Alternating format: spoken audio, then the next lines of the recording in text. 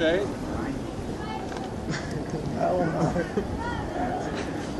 Dzerams ūdens ļoti labi. Kad es domāju par šo ūdeni, tad es redzu, ka viņš ir tīrs, viņš ir dzerams, viņš varētu būt labs, vai ne? Un dažreiz man liekas, ka tas atgādina kaut ko ar debesīm, kas ir saistīts ar debesīm. Nu, un kad es domāju par debesīm, vai arī, kad es lasu Bībelē par debesīm, tur teiks, ka viņas ir tīras, viņas ir ideālas, viņas ir perfektas, tāpēc, ka Dievs ir perfekts, loģiski. Bet, kad es domāju par sevīm, kā jums liekas, ok, jūs īsti nezināt mani, bet es zinu sevi un es noteikti neesmu perfekts. Un tāpēc vizuālāk būtu vieglāk parādīt, ir dažas lietas, ko es dažreiz esmu darījis slikti, vai teicis slikti, vai arī domājis slikti. Vai ne? Ok, viņam vajadzētu strādāt.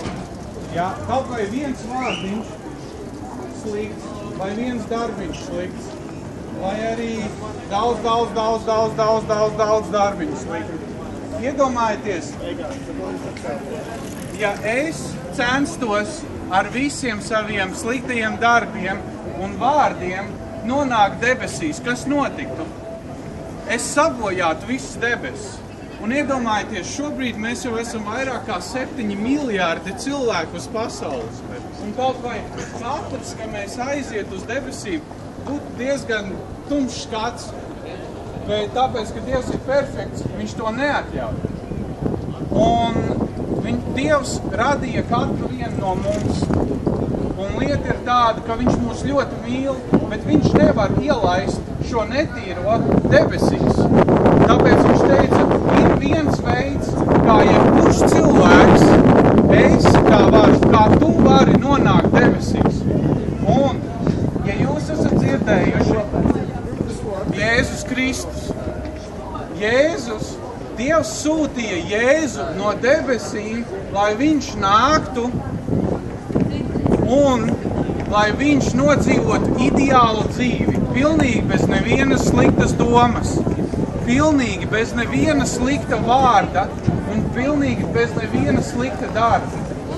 Un tad viņš teica, es nomiršu nevis par to pie krusta, ko Jēzus ir izdarījis, bet viņš nomirs par to, ko Mārtiņš esmu izdarījis, ko iespējams tu esi slikti vai nu izdarījis, vai pateicis, vai arī padomājis. Un tad viņš teica, ja tu pieņemsi, jo šī dāvana, kad Jēzus nomira par visiem grēkiem, tā ir dāvana no Dieva. Bet vai tas nozīmē, ka mēs visi automātiski uzreiz būsim debesīs? Būtu jau labi, bet īstenībā Bībele mums stāsta, ka diemžēl tā nav.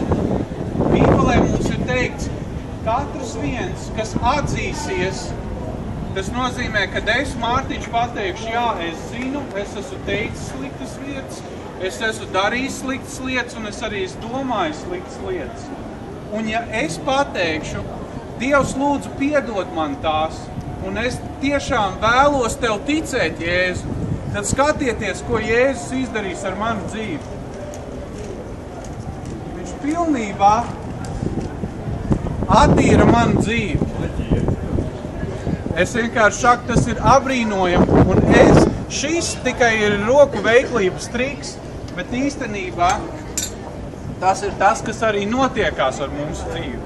Un pieņemsim arī, ja kādreiz es vēl kaut ko sliktu izdaru, par manīm ir samaksāts viss. Viss grēks ir piedots, gan tie, kas ir darīti, gan tos, kurus es daru, gan arī tos, kurus es darīšu. Es ļoti pateicos jums katram vienam, kas jūs klausījāties. Un es gribēju pajautāt, vai ir kāds, kurš vēlas mazliet vairāk uzzināt par to, ko es runāju. Un ja jūs esat, tad es labprāt dotu jums iespēju paņemt šos bufušus, droši. Un ja jūs gribat parunāties par to,